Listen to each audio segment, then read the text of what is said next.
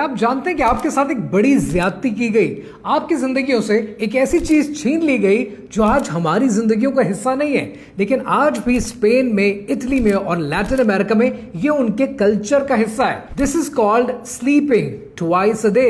दिन में एक दफा, दोपहर में 4 घंटे की नींद और फिर रात की नींद। तो ये लोग काम कब करते हैं?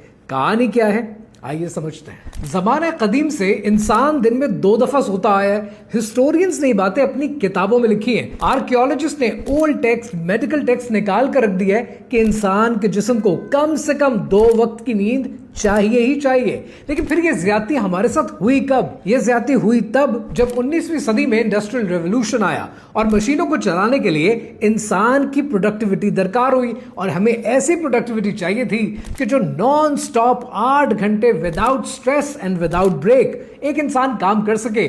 और यहां से 9 to 5 का कल्चर शुरू हो गया। आपकी दोपहर की नींद खा ली गई। क्या आप जानते हैं कि स्पेन और इटली में ऑफिस की टाइमिंग्स हैं क्या?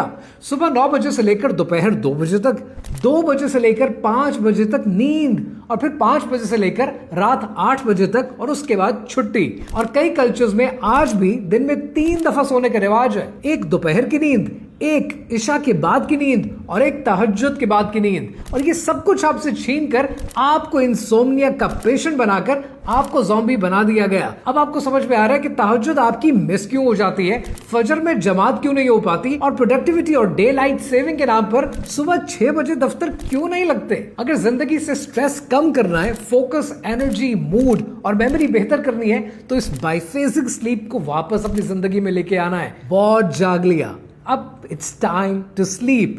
Share this with a friend who wants to sleep more.